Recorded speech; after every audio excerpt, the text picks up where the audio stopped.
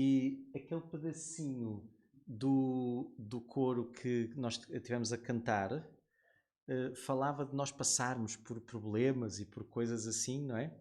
E eu durante os últimos tempos tenho passado por alguns. E às vezes ponho-me a questionar, mas o que é que está errado? Como é que isso? Há problemas que parece que perduram, parece que não têm solução. eh, e a gente gosta sempre de socorrer de uma esperança que temos em Jesus Cristo, mas muitas vezes a gente transfere a responsabilidade toda para Jesus Cristo. E às vezes as circunstâncias difíceis que nós vivemos, elas surgem para mudar algo em nós e não apenas para ele mostrar que tem poder nas circunstâncias. Eu lembro-me, por exemplo, de quando Jesus estava a atravessar o mar com os discípulos, não é?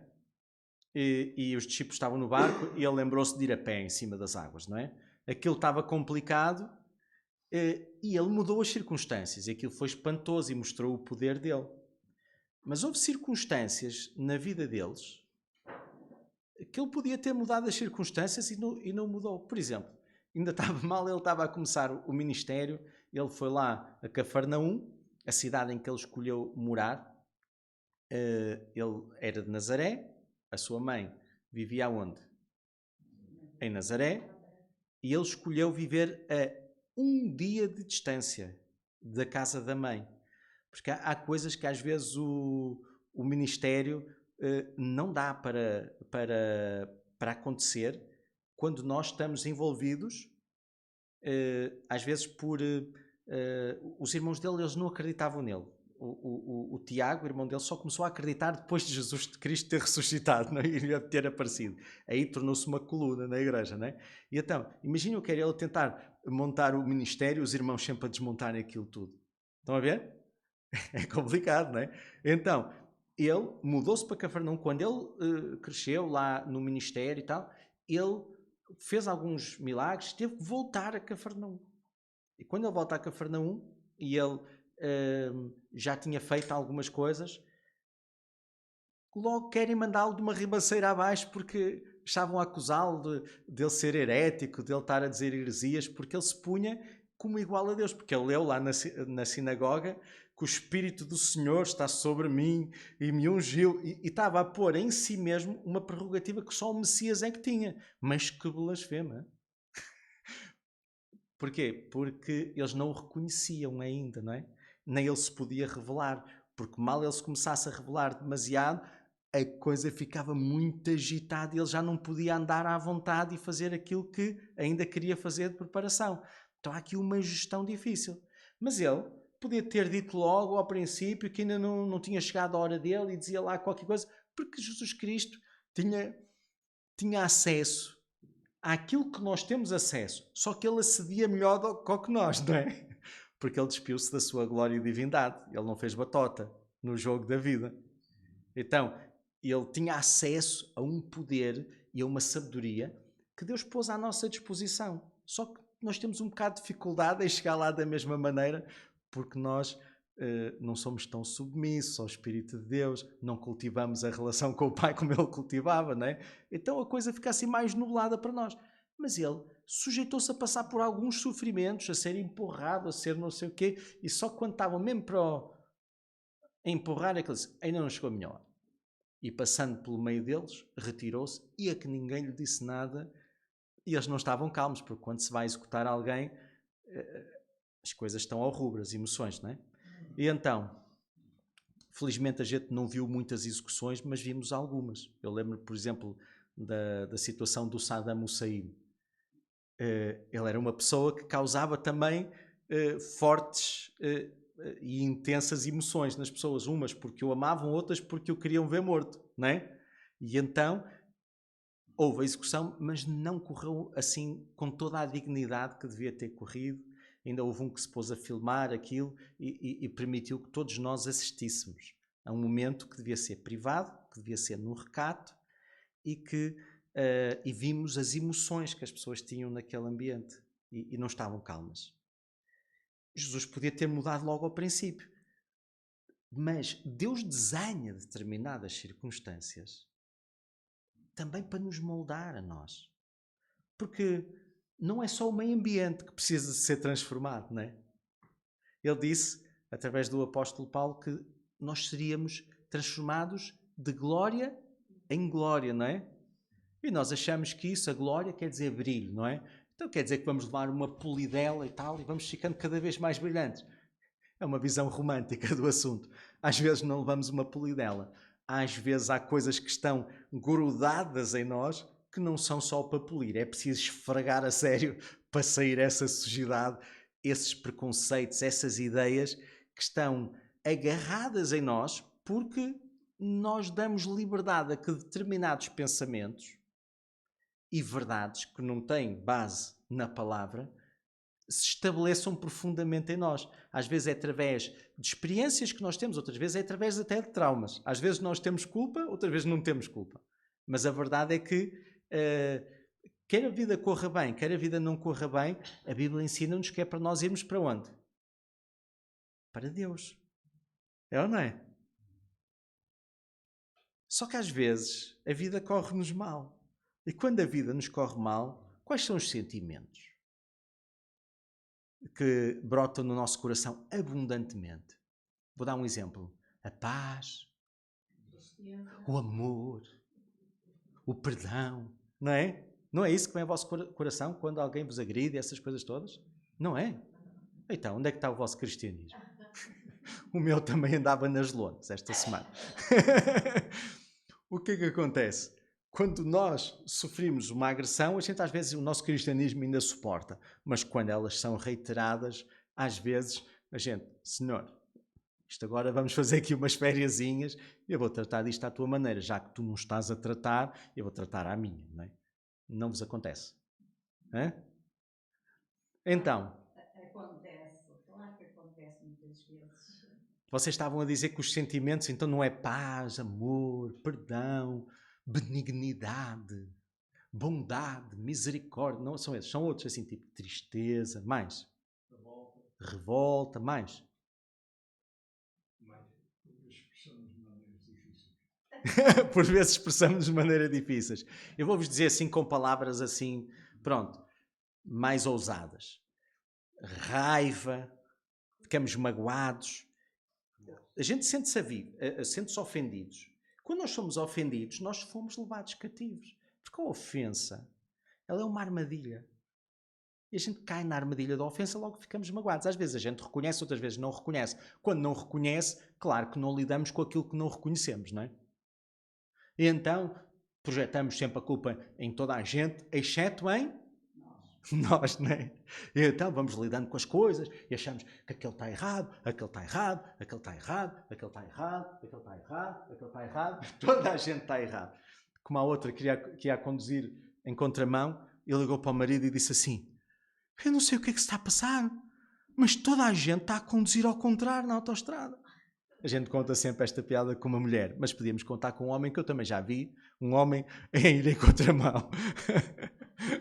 Mas a verdade é que muitas vezes nós vamos na contramão, toda a gente nos diz que nós não estamos certos e nós, em vez de nos questionarmos, insistimos, não é? E teimamos. E então, há alturas que a vida nos diz não, e somos ofendidos, depois chegamos magoados, deixamos a coisa fermentar e aquilo vai evoluir para um bocado de revolta, não é? Ressentimento. O que é um ressentimento? Vocês sabem? É um sentimento que a gente volta a sentir, por isso é que é ressentimento, não é? A gente está ali a remoer e ressente outra vez, e ressente outra vez. E o que é que vai acontecendo? Aquilo vai despertar em nós ira. É ou não é? Porque é uma injustiça, e porque não há direito, e mais não sei o quê, e a gente começa a espingardar, e depois começamos a ficar, aquilo começa a fermentar, porque não sei se sabem, mas a ira dos homens não produz a justiça de Deus. E nós podemos irar-nos, só que devemos irar-nos e não pecar. Até não devemos deixar a ira, ou seja, não devemos deixar pôr o sol sem resolvermos a fonte da nossa ira. Ora, isso é muito bonito de dizer, mas muito mais difícil de fazer. Porque às vezes nós temos razão. É ou não é? Não são tantas quanto a gente diz, mas às vezes nós temos razão. E dar o braço a torcer parece um sinal de fraqueza, não é? Mas nem sempre é um sinal de fraqueza. Muitas vezes dar o braço a torcer é um sinal de força, porque a gente baixa a temperatura emocional da conversa e de repente a outra pessoa consegue ver o outro lado que não estava a ver. Mas às vezes não consegue e não quer. E então? Ou escolhemos ficar nós zangados e continuar nisto e escalar a nossa ira. A nossa ira depois vai para onde? Vai para a raiva, é ou não é? E depois aquilo destila mais um bocadinho. E se a gente deixar de destilar até ao fim, vai até ao ódio. Que é uma forma diferente de amar. Estão a ver?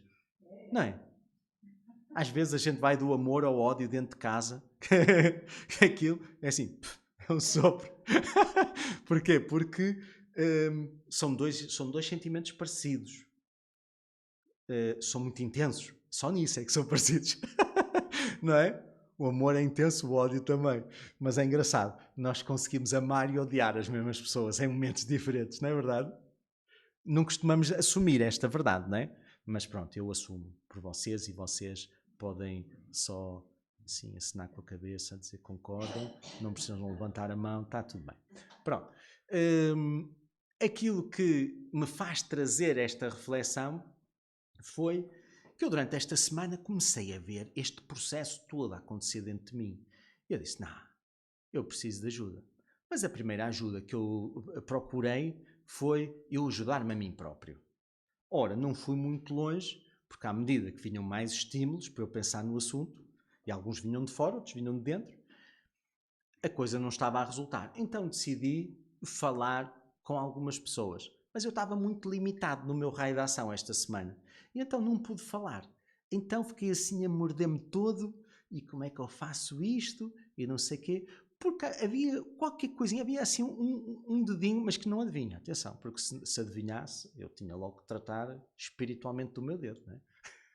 Mas algo me dizia que não era para falar. Era para fazer outra coisa. Então outra coisa, eu experimentei escrever. Ao escrever foi engraçado. Ao escrever, escrevi para uma pessoa que não tinha tempo para maturar. Quando acabei o e-mail, de escrever o e-mail, tudo começou a ficar mais claro na minha cabeça. Engraçado, a gente usa as palavras de uma maneira que muitas vezes elas são tão gratuitas, elas são tão fáceis, não é? Então a gente começa a abre a boca e aquilo sai um chorrilho de coisas. Muitas vezes é só lamúrias, não é? É só queixumes, é só isto. Muitas vezes, se nós nos ouvíssemos num momento em que não estivéssemos emocionalmente como estamos, naquela dificuldade, nós diríamos, se não fosse a nossa voz, a gente até nem concordaria com aquilo. E diríamos que, bem, esta pessoa está perturbada. Não é? Mas o que acontece é que a gente ouve a nossa voz, ouve os nossos pensamentos e não diríamos que nós estávamos perturbados. Nós diríamos é que os outros e que o mundo inteiro, o universo está errado, não é? E então, a seguir, como também não obtive resposta, como eu já calculava daquele e-mail, decidi voltar-me para onde eu devia ter começado, que foi, vou orar sobre isto e vou procurar na Bíblia alguma coisa que me ajude a lidar com esta cena. Porque esta cena era uma cena triste e que me estava a moer muito por dentro, não é? E então, peguei no Salmo 77, por recomendação de um episódio de uma série que eu vi, que é os The Chosen. Eu acabei a 3ª temporada agora, e no último episódio vi o Pedro e vi a mulher dele, que eu não sei o nome, mas na série tem um nome qualquer. A Ethan, sei lá, inventar o nome dela porque a gente não tem na Bíblia o nome dela, não é? Então foi o que lhes soou bem para a série. Eu gostei muito da série, é assim, muito interessante. Não quer dizer que não tenha erro nenhum. Eles próprios, quando debatem os episódios, conseguem identificar coisas que podiam ser melhoradas, mas achei um trabalho excelente. E achei muito bem apanhado eles meterem na história bíblica um assunto que não está na Bíblia, mas que é tratado abundantemente na Bíblia, que é o sofrimento injustificado e não compreendido. E é aqui que eu quero pegar, porque nós vivemos sofrimentos que são desenhados por Deus para nós passarmos por um processo. E Ele diz que é para nos purificar como que pelo fogo, não é? Mas nós não gostamos de churrasco quando somos nós a peça que está no churrasco. A gente gosta de churrasco, é assim, um franguinho no churrasco, a gente gosta de um leitãozinho, a gente gosta de uma carninha de porco, de uma carninha de vaca, de uma picanhinha, a gente gosta, um salmãozinho também, a gente gosta. Agora, quando a peça que está no churrasco somos nós, já não achamos tanta piada, não é? Não é um churrasco literal, mas nós sentimos-nos a arder por dentro. Nunca vos aconteceu? Hã? Sim ou não? Muito bem. Ainda bem que vocês conseguem dizer que, porque eu senão até pensei que estava no filme errado eu. Então, quando nós lemos no Salmo 77, o Salmo 77 pertence a um conjunto de 3 salmos, que é o 77, é o 62 e é o 39, que foram feitos num estilo musical totalmente diferente por uma pessoa diferente que era um dos 3 maiores líderes de louvor na geração dele. Ele aparece lá em Crónicas, até posso dizer onde é que ele aparece. Aparece em Crónicas 16 e ele ministrou desde o tempo que está referido lá em Crónicas 16:38 até 1ª de Crónicas 16:38 até 2ª de Crónicas 29:14, aparece lá referências também a ele. Não sabemos se ele teve vivo esse tempo todo, acho muito difícil, mas o ministério dele teve muito impacto durante aquele tempo e hoje ainda continua a ter, porque foi fantástico. Há 2 noites, teve um tremendo impacto em mim. O estilo musical é um bocadinho diferente, porque isto não é propriamente para ser cantado, isto é para ser lido, narrado. Porque vocês têm a mesma sensação do que eu, que às vezes a gente canta e ficamos meio distraídos e deixamos-nos embalar pela música, vamos dizendo as palavras e nem pensamos nelas. Mas quando nós estamos a meditar, a gente quando está a meditar na palavra, a gente não canta a palavra para dentro. O que é que a gente faz? A gente pensa nela e deixa as palavras ecoar. E o estilo que este homem, o Jedutum, decidiu experimentar era falar sobre temas difíceis, deixando as palavras ecoar dentro da mente daqueles que os ouviam. E qual é que era o desejo dele? O desejo dele era poder abençoar as pessoas da geração dele e as gerações futuras, como ele viu que os salmos de David faziam, mas num estilo diferente. Porque aquilo que lhe ocorria falar não era tanto coisas de adoração, ou coisas de guerra, ou coisas disto, como o David fazia tão bem. E então vamos ler no Salmo 77. Estão preparados para o mergulho? Respirem fundo, vá. Vamos a isso. Clamo a Deus por socorro. Clamo a Deus para que me escute. Quando estou angustiado, eu busco o Senhor. De noite estendo as mãos sem cessar. A minha alma está inconsolável. Lembro-me de ti, ó Deus, e suspiro. Começo a meditar e o meu espírito desfalece. E depois aparece Selá. Durante muito tempo, Selá para mim queria dizer, sei lá o que é que isto quer dizer. Mas agora sei que é uma pausa. Pausa quer dizer, pensa um bocadinho nisso e vamos pensar com ele. O que é que estava dentro dele para ele dizer estas palavras? Clamei a Deus com a minha voz, a Deus levantei a minha voz e ele inclinou para mim os seus ouvidos. No dia da minha angústia busquei ao Senhor, a minha mão se estendeu de noite e não cessava. A minha alma recusava ser consolada. Vocês têm noção de que muitas vezes nós ficamos assim. Ficamos tão agarrados às nossas razões que mesmo que haja quem nos escute, mesmo que haja alguém, até o próprio Deus, para nos consolar, nós recusamos ser consolados. Porque aquilo que nós queremos não é ser consolados. Nós queremos é ter razão. Nós queremos é vencer a disputa. Nós queremos é ficar por cima. É ou não é? É uma luta que existe. Anda por aí. Está no meio de nós. Pelo menos em mim esteve a semana passada. E então, eu digo a semana passada porque hoje é domingo, começou uma nova e eu quero ver se não estrago esta, como estraguei a anterior, não é? Então, lembrava-me de Deus e me perturbei. Ou seja, ele lembrava-se de Deus, mas em vez de ficar bem e tranquilo, ficava... Porquê?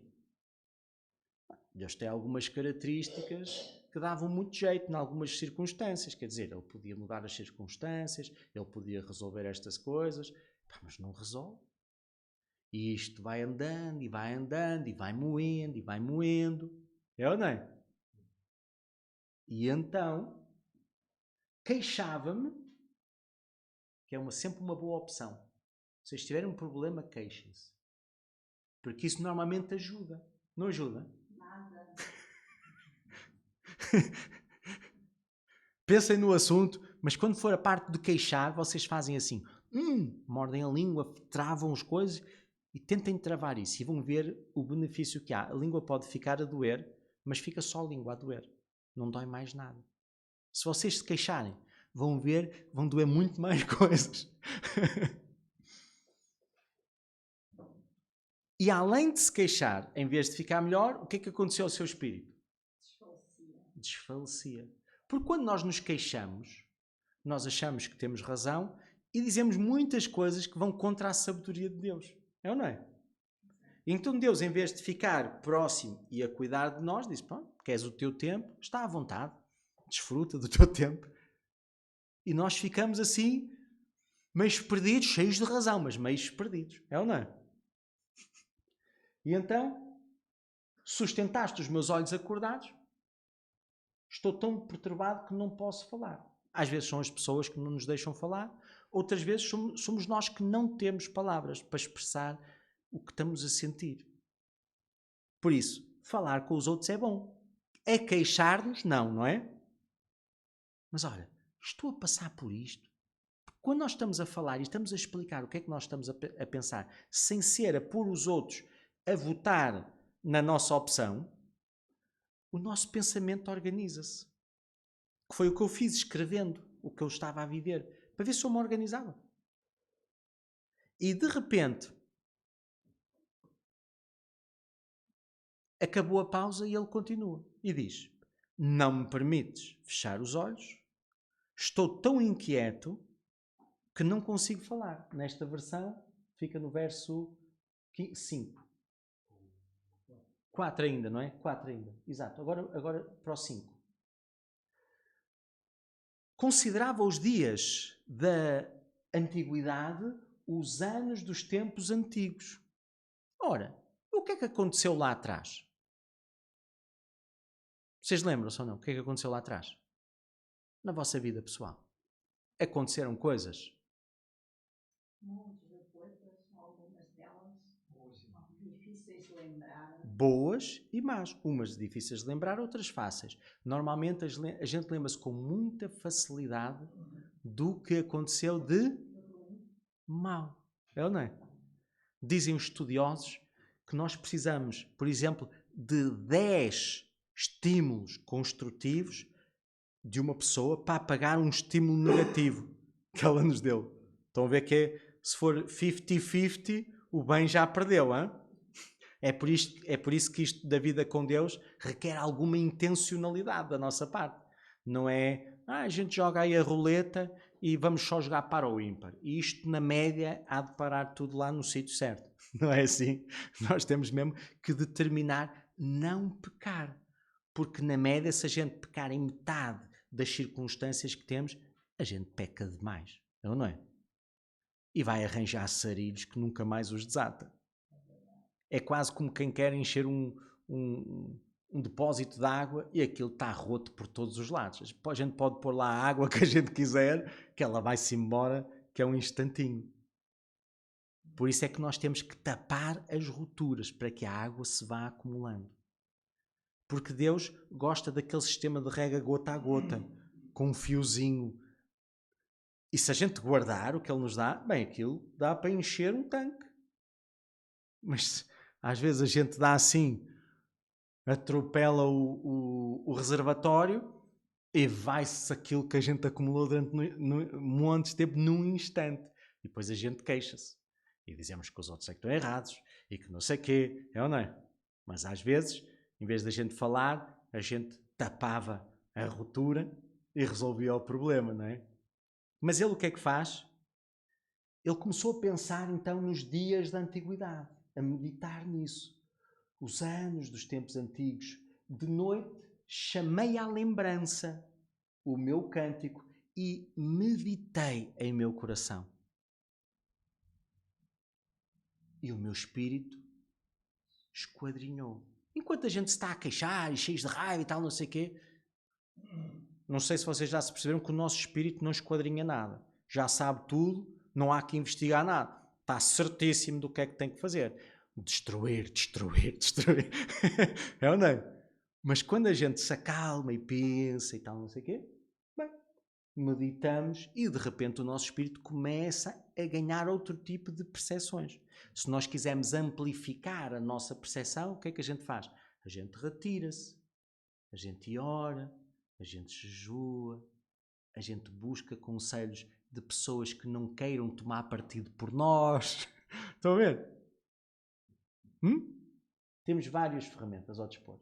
E então, o que é que eu começo a pensar? Ele sentia-se rejeitado na sua dor. Ninguém gosta de mim, esta vida está a correr muito mal, eu não fiz nada para isto acontecer, isto é uma injustiça. Não? Nunca pensaram assim? Hã? Isto é uma versão assim do Calimero, aquele pinteinho que se queixava muito. E depois, rejeitará o Senhor para sempre e não tornará a ser favorável?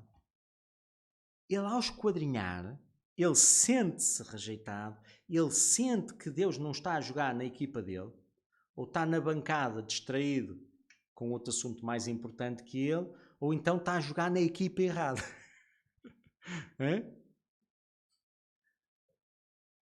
Mas de repente ele diz, e não tornará a ser favorável. Porquê que ele vai buscar isto? Porque ele sabe que Deus ama os seus, é ou não é? E mesmo os que não são seus, Deus ama-os ou não? Então não há hipótese de não ser amado por Deus. Estão a ver a ideia? Às vezes nós temos aquele preconceito, nós somos mais amados que os filhos das trevas, porque a gente porta-se muito melhor que eles. É verdade? Quase sempre.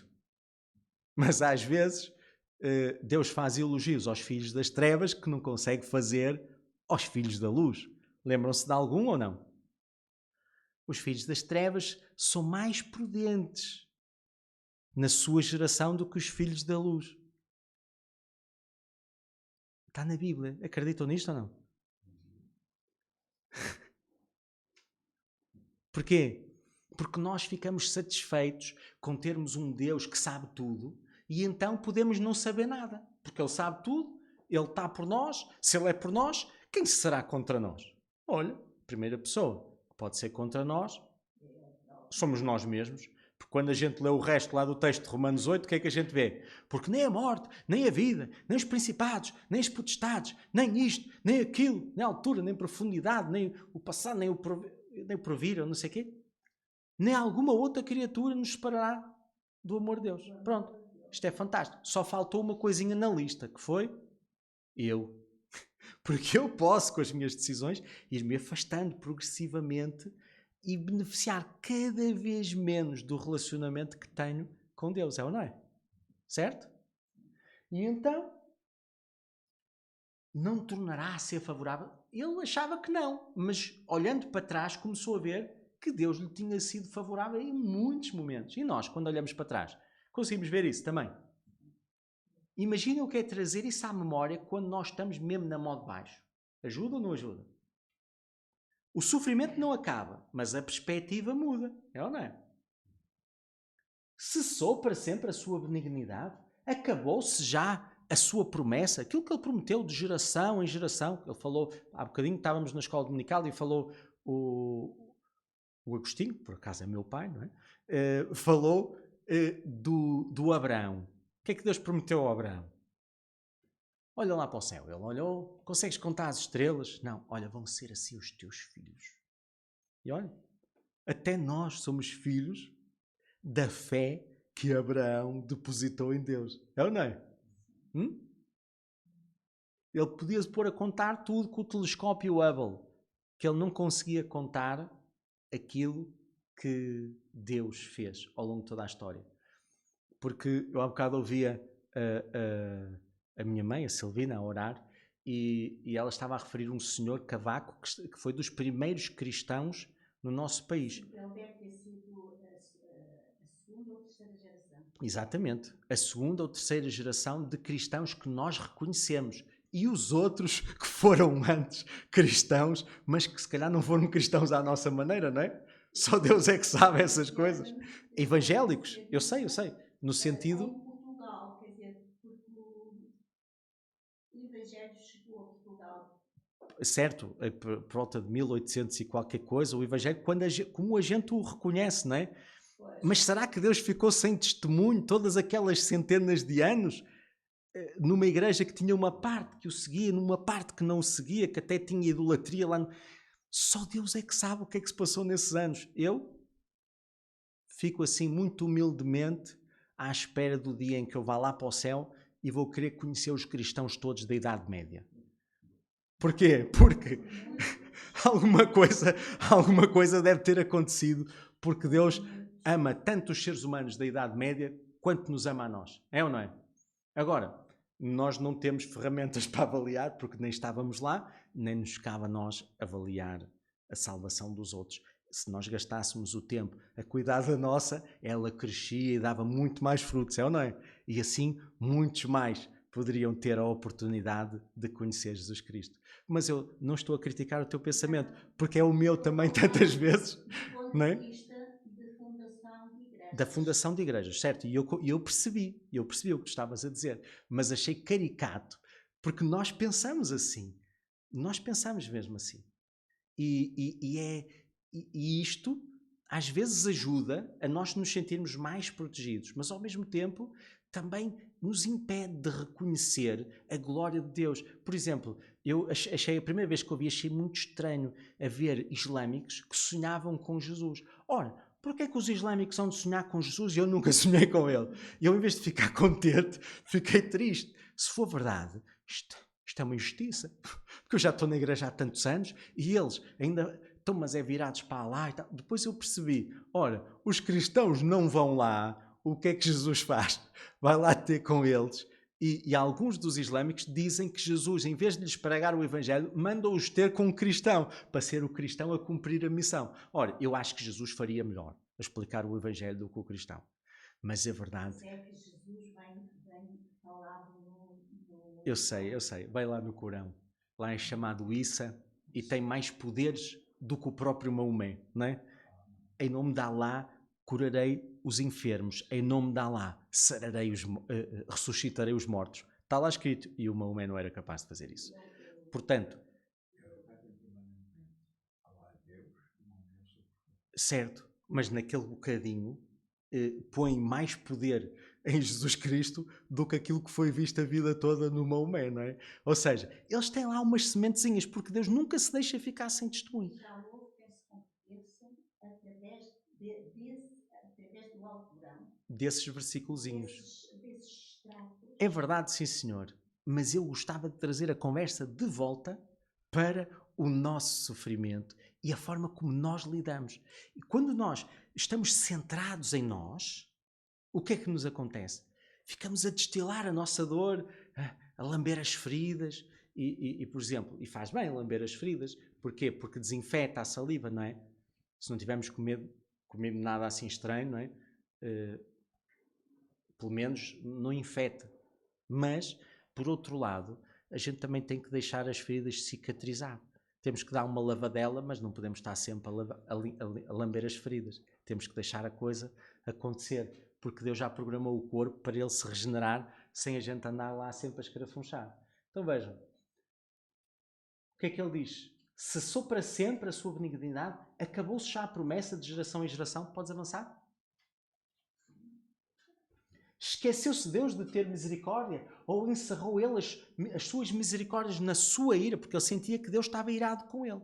E ele aqui fez muito bem em fazer uma nova pausa. Porque o pensamento dele não estava a ir numa direção boa. Porque ele estava a dizer o quê? Estava a dizer aquilo que a gente sente. Deus, onde estás? Até quando? Até quando é que eu tenho que passar por isto? Até quando é que eu tenho que aturar estes falanos? Até quando é que não sei... Não é? Quando a gente começar assim a ficar desnorteados, o que é que a gente tem que fazer? Sei lá, uma pausa. Pausa, calma-te, respira fundo, começa outra vez. E eu disse, isto é enfermidade minha. Aqui começa a sabedoria. Estão a ver? Mas eu me lembrarei dos anos da destra do Altíssimo. Nós, para percebermos esta expressão da destra do Altíssimo, tínhamos que perceber um bocadinho o que era o convidado que se sentava à destra. Era o mais importante. Não é? Ou seja, eu vou lembrar-me... Primeiro temos de saber o que é destra. Direita. Não é? Vou lembrar-me dos anos em que parece que Deus me punha à sua direita e eu era importante para Ele. Não como estes, em que parece que eu não existo e Ele se esqueceu de mim. Hein? Então Ele agora vai meditar naquilo que lhe pode trazer esperança, naquilo que lhe pode afinar o foco. E vejam, certamente que eu me lembrarei das tuas maravilhas da antiguidade. É porque se nós não conseguimos ir buscar nada na nossa vida que nos inspire, a gente pode olhar para os que foram antes de nós, porque depois de repararmos como Deus foi com Adão, com Eva, com Noé, com Abraão e com todos, até com o Isaac, que a gente falava há bocado, com o Jacó, um trapaceiro. O nome Jacó quer dizer enganador, não é? Mas depois Deus mudou o nome dele para Israel, que quer dizer príncipe.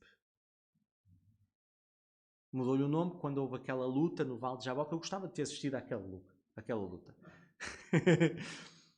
Mas aquela luta, a atitude com que ele esteve, mudou a identidade dele. E é isto que Deus pede de nós. Põe-te fino. Toma uma atitude. É ou não é? Filho do homem, dizia Deus a Ezequiel, levanta-te e falarei contigo. Toma uma atitude. Não te ponhas aí a olhar para o que perdeste, para o que aconteceu. É certo, estás no exílio, na Babilónia, não é o sítio mais agradável. És um escravo, ok, não é a coisa mais agradável. Mas levanta-te e eu falarei contigo. E depois disse-lhe coisas que... no ano em que ele ia ser consagrado sacerdote e ia começar a carreira para a qual ele se tinha preparado, foi levado como escravo. Estão a ver? E era tão velho que já nem pôde acontecer o mesmo, que já tinha uns 30 anos, já não pôde acontecer o mesmo que aconteceu ao Daniel, ao Misael e aos outros, que eu sei mais os nomes babilónicos dele do que os nomes hebraicos. Bem, resumindo, toma uma atitude. E o que é que ele fez? Certamente eu me lembrarei das tuas maravilhas da antiguidade. É a primeira vez que a gente vê ele a tomar uma atitude a sério. E boa. E a outra anterior foi quando ele disse, bem, vou parar agora porque isto está a descarrilar. O meu pensamento não me está a levar para um sítio bom. Vocês não ficam contentes por a Bíblia nos revelar, nos mostrar como nós somos, não é? E não mascara, porque isto foi um homem que escreveu, inspirado por Deus, a partir das experiências que teve, não é? Tipo, não foi um homem tipo máquina de escrever. O senhor é que tinha as experiências todas e vá, agora, K, A, T, H, mas não sei o quê. Não. Ele escreveu isto, guiado pelo Espírito Santo, mas a partir da sua própria identidade, da sua própria linguagem. Porque Deus é tão superior, como nós cantávamos também, que nós não o atrapalhamos. Estão a ver a ideia? Nem nós, nem os nossos pecados atrapalham Deus. Sabiam disto? Ele não se perde, ele não fica desorientado, não fica cheio de raiva. Ai, não, que eu vou dar cabo daqueles. Não é? Nós ficamos às vezes, não é? Mas ele não fica. E isso para nós é ótimo. E então podes passar para a frente? Já passaste, não é? Meditarei também em todas as tuas obras e falarei dos teus feitos. Ora, aqui estamos a começar a ter sabedoria. Deixamos de nos focar na nossa dor e vamos à procura de uma solução. Vocês já falaram com alguém que está sempre focado no problema? Quando é que normalmente essa pessoa encontra a solução? Nunca, não é? Eu acho que nunca encontra, continua a ser focado nos não é? Mas vocês já participaram de uma conversa em que há um problema e toda a gente se foca na solução? E um vê uma coisa, outro vê outra e tal, e aquilo começa-se a somar e num instante chegamos aonde? A um caminho. É ou não é? Então o que é que ele faz? Meditarei também em todas as tuas obras, ou seja, ele aqui não põe limites. Eu vou meditar em 2 ou 3, Deus. Esta vai ser a oportunidade que eu te vou dar. Ou aproveitas ou acabou-se. Não, ele dispôs-se a uma caminhada que ia durar o tempo que durasse. Ia percorrer as obras que fossem necessárias até chegar lá. E depois, de que é que ele ia falar? Ia deixar de se queixar, como ele estava a fazer há bocado. Ia começar a falar do quê? Dos feitos. Quando a gente fala dos feitos de Deus, os feitos de Deus estão impregnados de quê? De amor, de perdão, de benignidade, de bondade, de mansidão, dos frutos do Espírito, não é? Então ele começa a focar-se em algo que é saudável e que lhe dá rumo. Pelo menos deixa de estar a ferver, deixa de estar em ebulição. E depois começa-lhe a criar assim uma base para ele pensar de uma forma lúcida. Então, o teu caminho, Deus, ele pensou um bocadinho e disse, o teu caminho está no santuário. Quem é Deus tão grande como o nosso Deus? Tu és o Deus que fazes maravilhas. Tu fizeste notória a tua força entre os povos. Então, lembram-se do que é que ele está a lembrar? Ele está-se a lembrar do quê? Ele está-se a lembrar do Egito. Não é? Ele está a lembrar das vitórias. Está-se a lembrar das batalhas com os filisteus. Ele está-se a lembrar de uma série de coisas. Não podemos dizer que ele estava-se a lembrar da Babilónia e que se estava a lembrar da crucificação de Cristo, porque ele ainda não tinha chegado lá. Não é? Há coisas da Bíblia que ainda não tinham acontecido no tempo dele, do túmulo. Então, tu és o Deus que fazes maravilhas e fizeste notória a tua força entre os povos. Com o teu braço remiste. Remir é compraste de volta. Porquê? Porque eles têm umas ideias, nós temos umas ideias, põem as ideias em prática, nós pomos as ideias em prática e depois entramos pela madeira dentro. A vida corre mal porque muitas ideias, como a gente falava, a Rebeca, quando teve uma ideia, foi consultar o Senhor, mas quando teve outra ideia foi mentir. Se calhar ela não consultou o Senhor. Se ela consultasse o Senhor, dificilmente ele diria para ela ir mentir. Não é? Se calhar Deus arranjava uma estratégia melhor. É ou não é? Agora, a verdade é que com o teu braço remiste o teu povo. Resgataste, compraste de volta. Porque nós, quando cometemos um erro, nós ficamos dominados por esse erro. Ficamos vendidos a esse erro. Quando Deus nos dá a mão, Ele resgata-nos, compra-nos de volta. Estão a ver? Com o teu braço remiste o teu povo, os filhos de Jacó e de José. E o que é que Ele faz outra vez? Isto correu bem, vamos fazer outra pausa. E agora vamos arrumar a cabeça. E então, mais um bocadinho.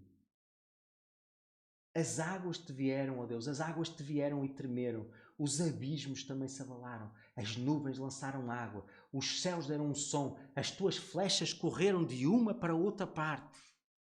De onde é que ele vai buscar estas ideias? Do que ele teve a lembrar-se. Daqueles episódios. Porque ele era um homem do templo. Ele era um homem da adoração. Ele era um homem da palavra.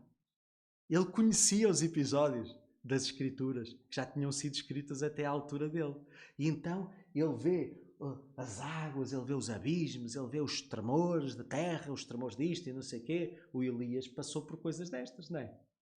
Ele vê todas essas coisas. As tuas flechas correram de uma para outra parte. A voz do teu trovão estava no céu, os relâmpagos iluminaram o mundo. A terra se abalou e tremeu. O teu caminho é no mar e as tuas veredas nas águas grandes e os teus passos não são conhecidos. Quem é que viveu isto muito bem mesmo? Os que estavam dentro da arca, não é? Esses. Mas quem viveu isto muito bem foi Jesus, quando fez aquela caminhada em cima do mar, não é? Mas muitas pessoas já viveram isto, se virmos isto num sentido metafórico, porque o mar, muitas vezes, são circunstâncias que são muito maior do que nós, não é? E nós já sobrevivemos a coisas incríveis. Ainda hoje de manhã, ao falar com o meu pai, ele me contava circunstâncias muito difíceis pelas quais ele passou, quando tinha 22 anos, ou coisa do género, e passou por um mar de situações e conseguiu safar-se. Como? Nem ele sabe explicar muito bem. Só sabe é que correu bem. Não é? E isto é passar pelo mar. Mas os nossos passos, a gente sabe os passos que deu, mas o que é que fez com que aquilo funcionasse a gente não sabe explicar. Então, guiaste o teu povo como um rebanho pela mão de Moisés e de Arão. E acho que acabou, não foi? Pronto.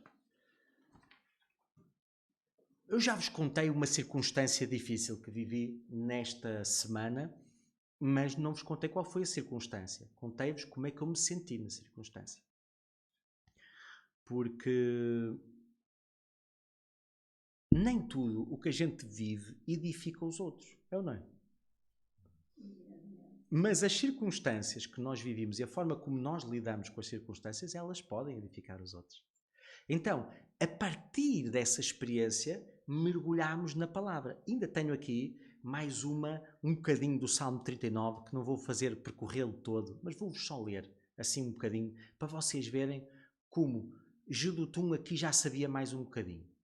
Porque os salmos não estão por ordem cronológica, sabem? Eles estão por uma ordem que eu nunca cheguei a perceber muito bem. Só sei que eram 5 livros, porque os rolos não podiam ter um tamanho infinito, né? Tinha que ser prático, tinha que haver as embalagens de barro onde eles guardavam, aquelas ânforas onde eles guardavam, então só dava para escrever uns quantos. E então, o Salmo 39 e o 77 estavam em rolos diferentes.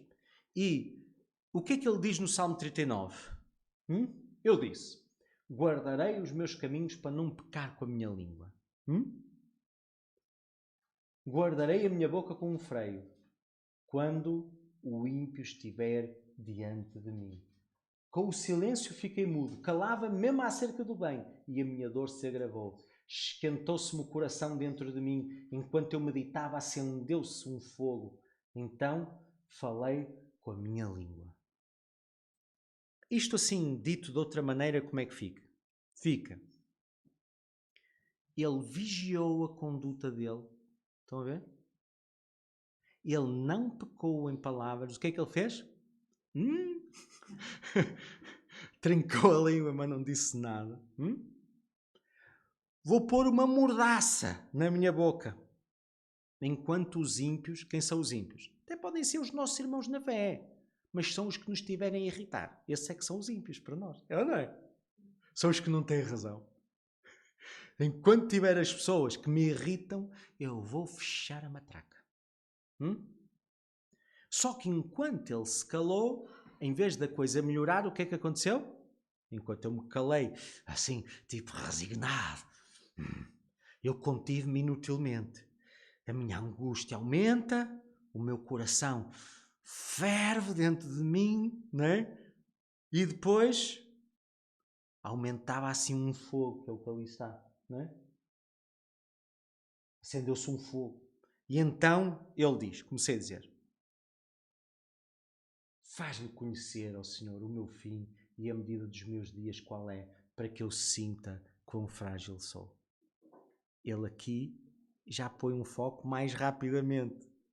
Que isto que eu estou a passar é uma gota no oceano. Mostra-me que nós somos um vapor, que nem tudo é tão importante quanto a gente faz ser importante. Olhem o que ele diz, pois. O tempo da minha vida é como nada diante de ti. Na verdade, todo homem, por mais firme que esteja, é totalmente vaidade. Hã? Não passa de um sopro.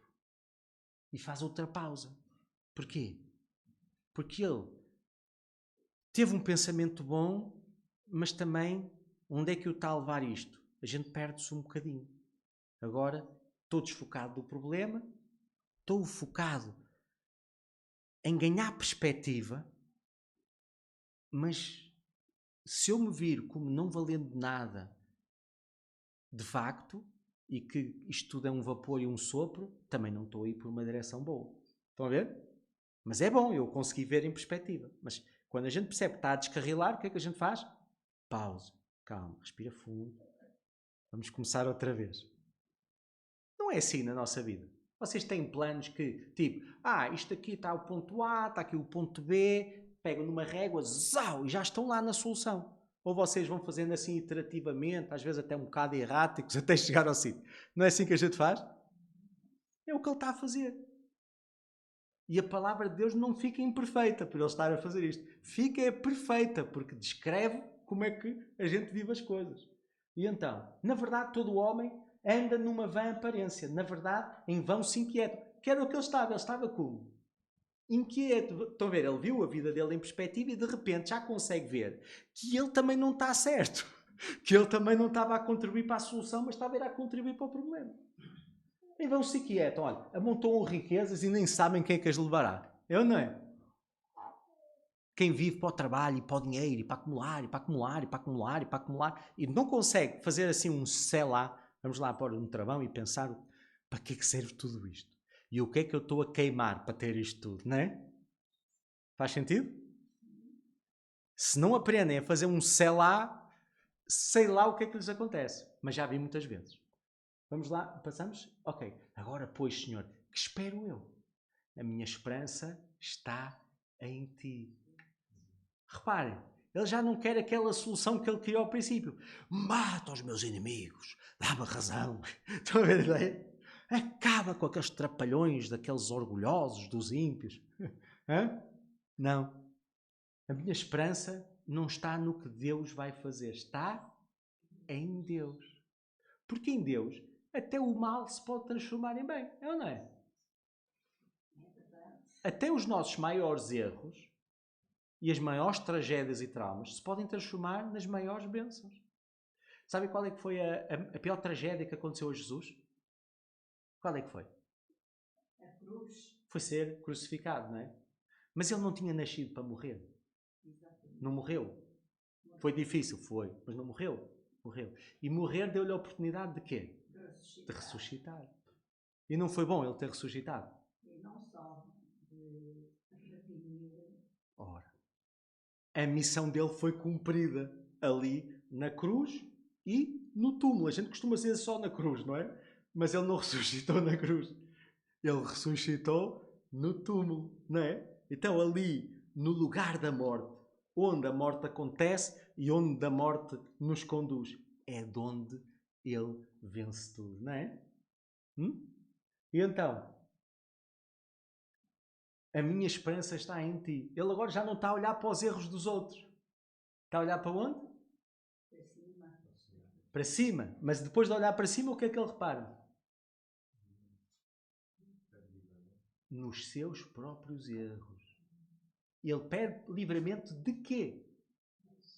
Livra-me de todas as minhas transgressões. Porquê? Porque às vezes sou eu que estou a alimentar o problema que estou a viver. E se eu não desse o meu gás ao problema? E se eu não pusesse achas para a fogueira? Hã? E se eu fechasse a matraca? E se quando lá em casa a coisa começa a pegar fogo e tal, eu em vez de querer ter razão e querer ficar por cima e vencer o diálogo, que é para ser uma palavra bonita, não é? Porque a discussão é o que acontece de facto, mas a gente agora vai chamar diálogo. Hã? Diálogo aceso. Se a gente se calasse, o que é que acontecia? Perdíamos. Não acabava. Perdíamos, não era? O outro ficava com a bicicleta. Ganhava. Ganhava. Perdia. Se calhar perdia. Olha, se a gente se calasse e o outro continuasse a disparatar, olha, perdia a razão.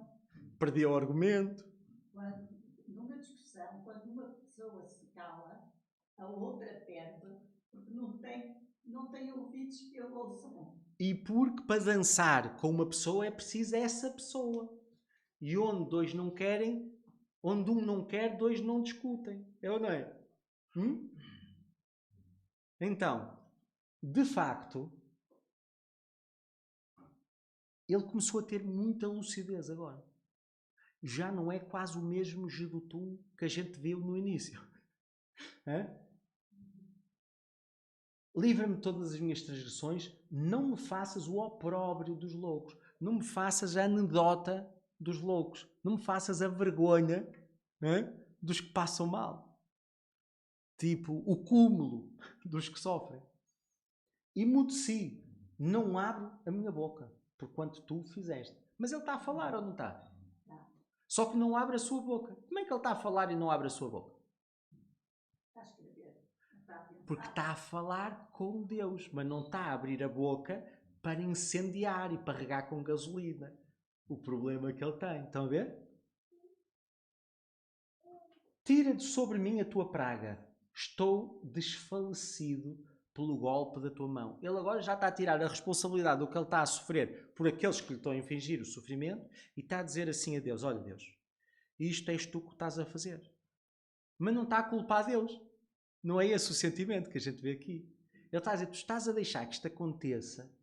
Portanto, eu não consigo entender isto, mas tu has de ter lá qualquer coisa na tua mente que eu não vejo hoje. Mas eu escolhi pôr a minha esperança em ti. Então, o que é que eu vou fazer? Vou-te pedir, tira de mim a tua praga. Já não é a praga que os outros me estão a rogar e não sei o quê, não.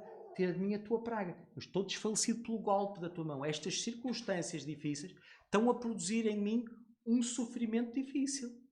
Mas tira isso de mim. Mas ele está a falar com quem tem o poder para fazer.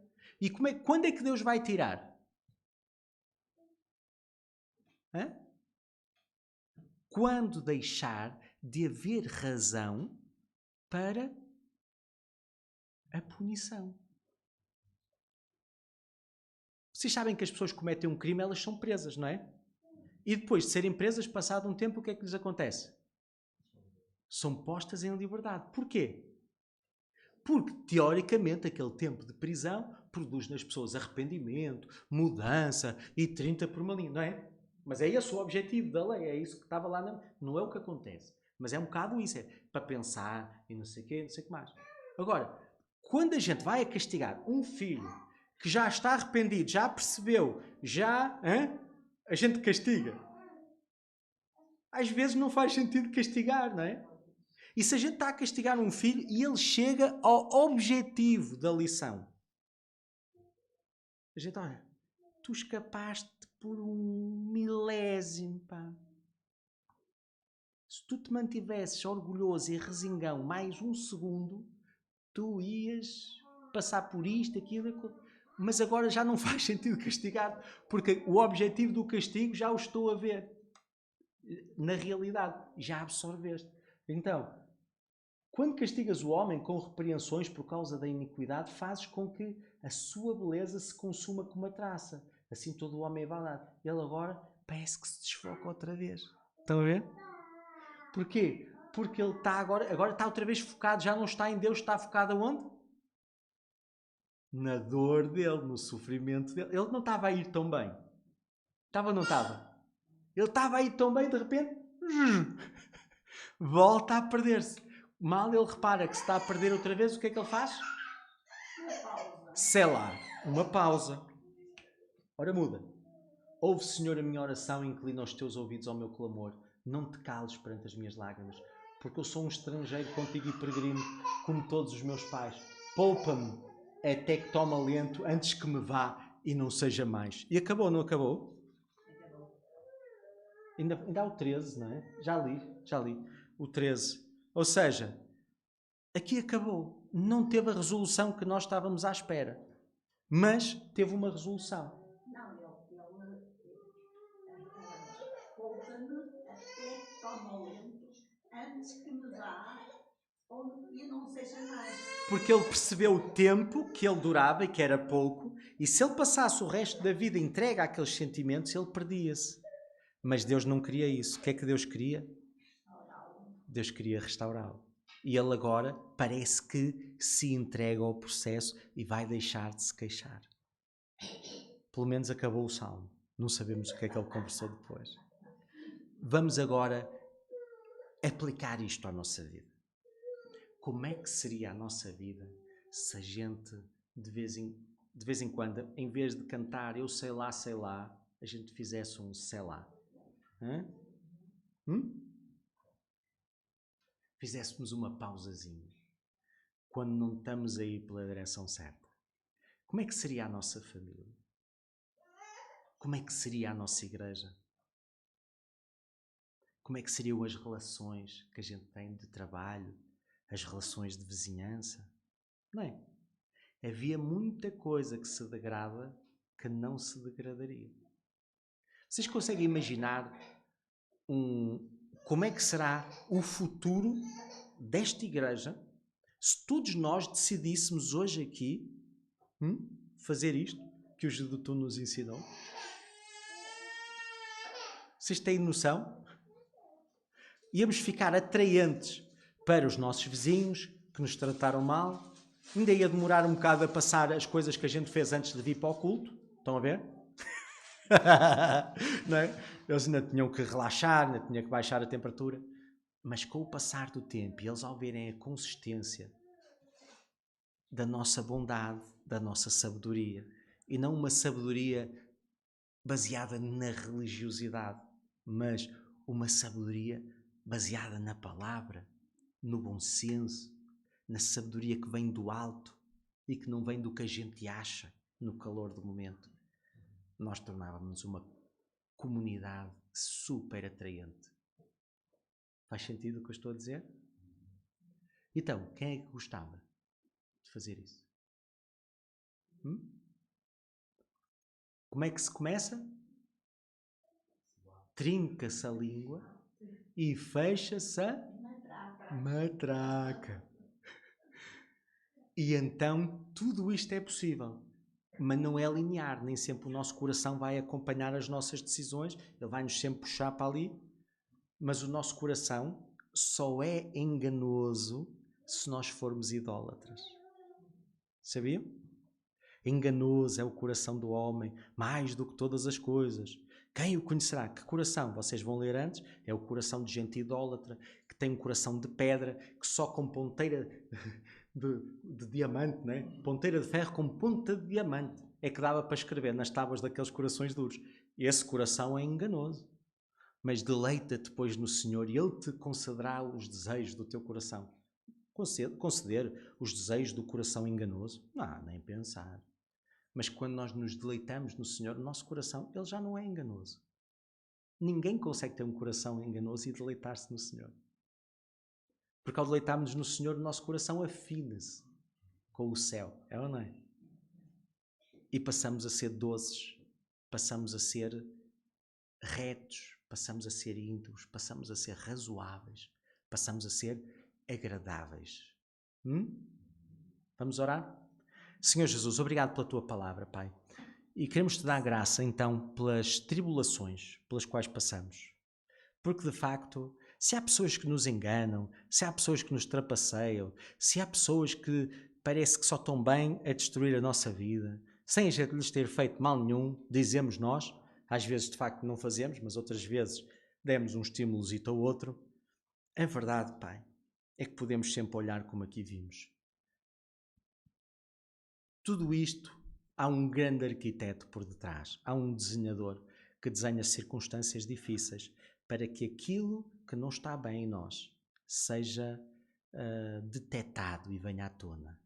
E então a gente passe a lidar.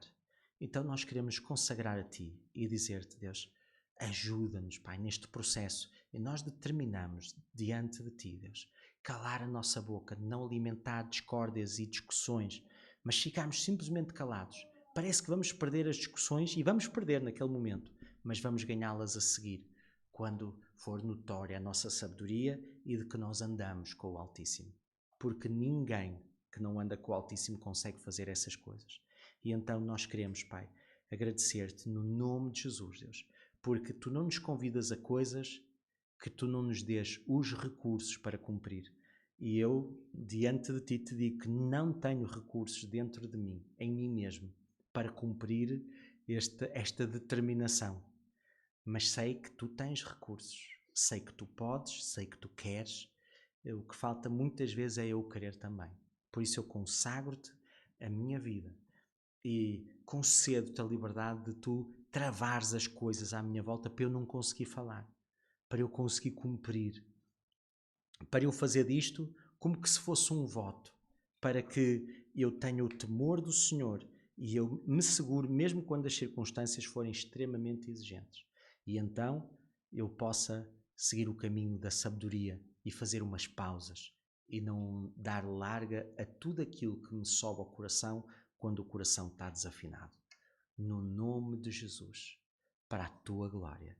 E terminamos pedindo as tuas bênçãos sobre esta igreja, para que cada um de nós se torne um representante teu, um embaixador teu atraente e capaz de trazer as pessoas que pertencem ao seu mundo aqui a escutarem a tua palavra e a aprenderem a vivê-la, sendo resgatados daquilo que os venceu e daquilo que lhes estava prometido, que os venceria, porque os teus planos são planos de paz e de bem, não são planos de mal, mas os planos do inimigo para a vida de cada pessoa são de morte, de destruição e são de nos roubar as coisas que nós gostamos. E então nós queremos confiar em ti e entrar neste processo e convidamos-te no nome de Jesus para bênção nossa, bênção da nossa casa, bênção da nossa comunidade aqui, bênção dos bairros e das regiões onde nós moramos, bênção das nossas cidades e bênção do nosso país. Por quem também oramos, Deus. Oramos para que tu ponhas ordem, que isto está um pouco descontrolado, Deus, e precisamos, Pai, que tu dês sabedoria àqueles que estão em iminência e que eles sirvam os interesses daqueles que eles prometeram representar, Pai, no nome de Jesus. Amém.